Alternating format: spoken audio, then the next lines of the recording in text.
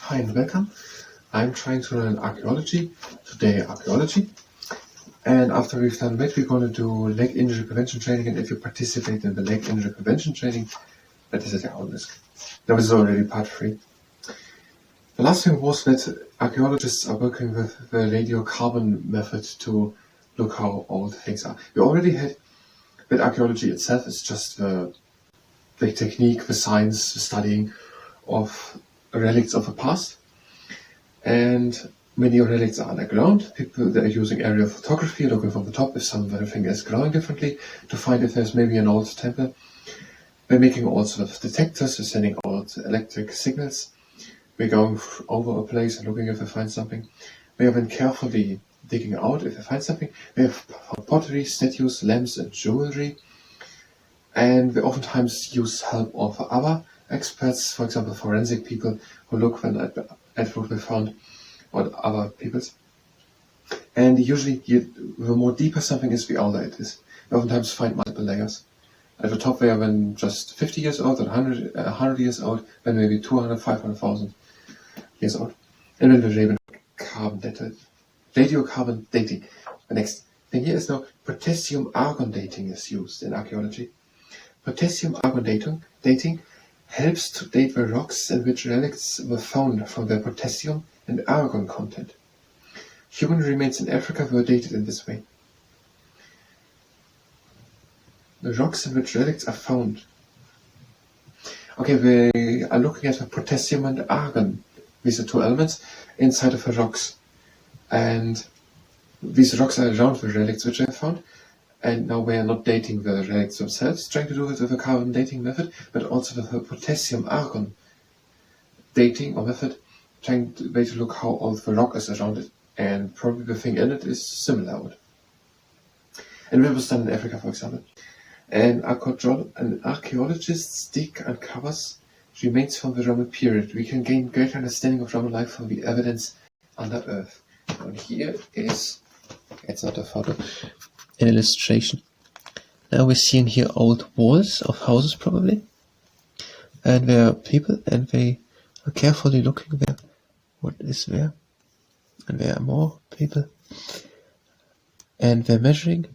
They want to know what these things, at what place we find all these things, and they're writing these things carefully down, and maybe someone finds somewhere something which maybe helps to get a better understanding of how the Romans lived in the time. Okay, we are through with what is written here to archaeologists, or to archaeology. Now we want to make a little presentation about it, but only if it's possible.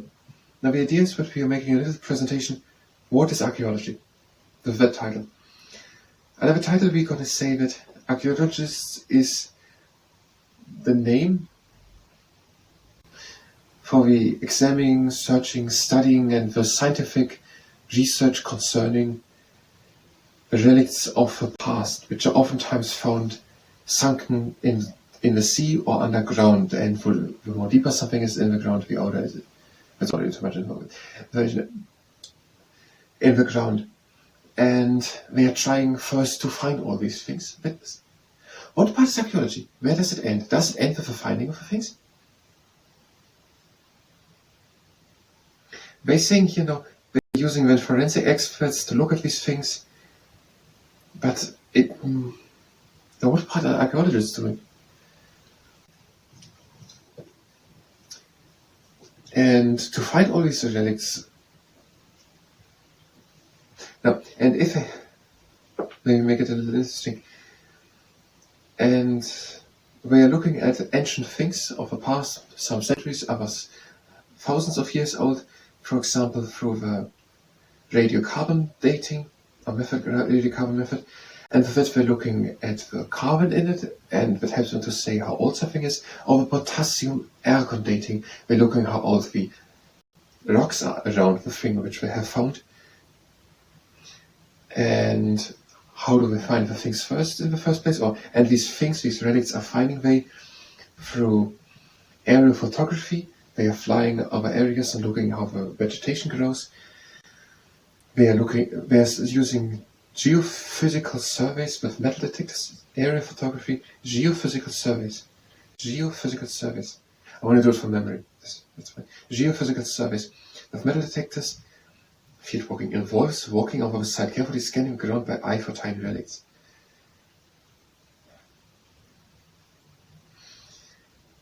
Geophysical surveys, and when we then find something with geophysical surveys or aerial photographies, I'm pretty sure that's part of research in ancient papers. If we might find somewhere someone saying where battle happened or where a settlement was, but we're also doing research in books to find out and when they are searching. I would say that is part of archaeology, because I'm still wondering, where does archaeology end? With finding? Because all here is shown is searching in the ground. Now, as soon as we found the thing, we're giving it on. Okay, and when we are digging, we are very carefully, we don't want to destroy anything, and they are writing exactly down where we found that, because maybe that helps, and we found all these things we see. That's the complex. Where we found them, maybe that gives them a little story. Where the place, if they are digging out the old house, was the kitchen, or where was the living room. And when they may be getting, just from these things, where they find these things, just a few meters apart, how the society works, what families or structures they had, who lived with who together. And things, relics which I found, for example, are lamps or statues or plates and vases, pottery or jewelry. Now that would be a nice presentation, but it's a bit too early to do it now, and we want to keep it better in mind, so it is helpful to come back in the next part, after we did for quite some time something else. If you're here for the next part of archaeology, where we're trying to make that little presentation, what is archaeology, and record it in a separate video, publish it, then you can go directly to the next video. We're going to do about the leg injury prevention training. If you participate in the leg injury prevention training, let's set you on this. Bring one leg up, and we're pointing the foot down. And we're bringing the other leg up and pointing the foot down. And we're going to the next exercise. And with standing leg, the other leg with a flex foot in the air, and the swinging in the front and to the side.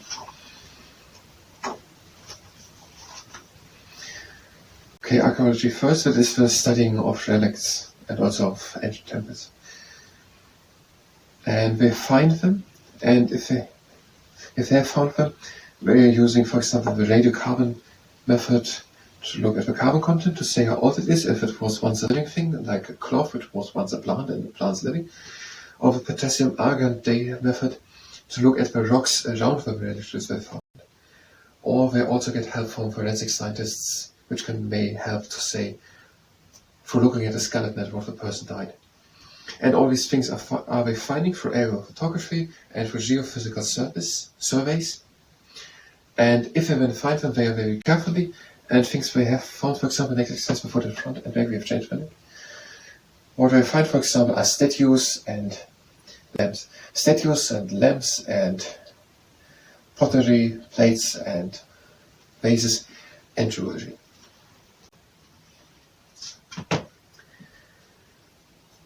Okay.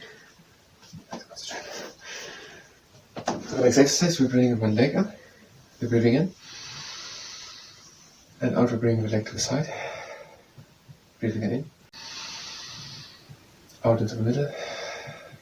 And down. And in up. And out to the side. Breathing it in. Out into the middle. And down. Again, in and the leg up. Out to the side.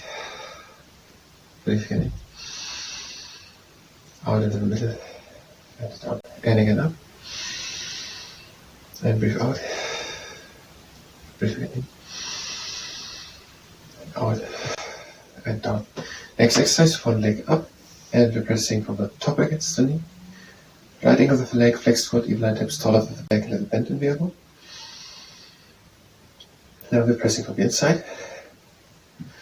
Even line hips taller than the back, a little bend in the elbow. And now the knee presses up and to the side.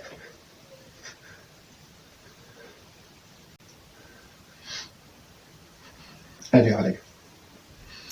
The leg up, and we're pressing from the top against the knee. Right angle of the leg, flex foot, even 9 tips taller than the back, little bend in the elbow.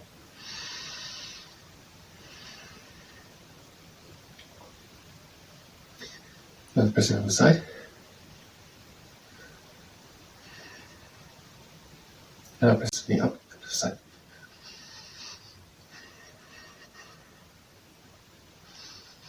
Next exercise, one hand on tummy, one low leg, and we're lifting the leg straight up. If the quad muscles cramp, then bring the leg up and point the foot up. Bring the leg up, try to bring it higher up. Flex foot, and control with the hands that you don't fall back. Try to bring the leg higher.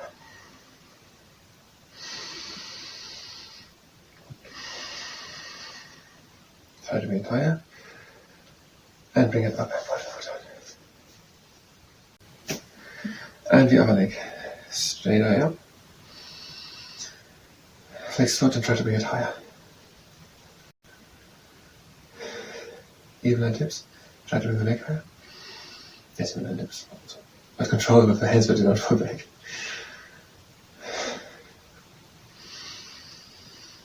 And bring the leg up and put the foot on. And you can do now the stamp, that last exercise. Up and down, or you dare to do the camel. You have the leg in, bring it out, the other part of the body goes down. Bring it in, out, in.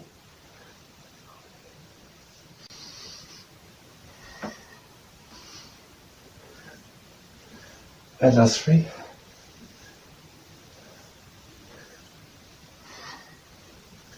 And I will change it up with the other leg.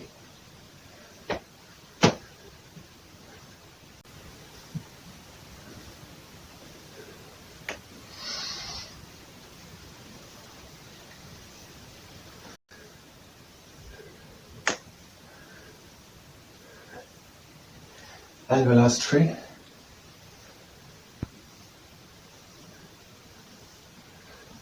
And the closing exercise.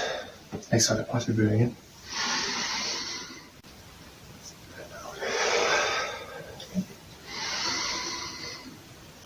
And out. And breathe in and close the legs. And out. It was what even? Video training. No, that was leg intervention training. I thank you very much and until next time.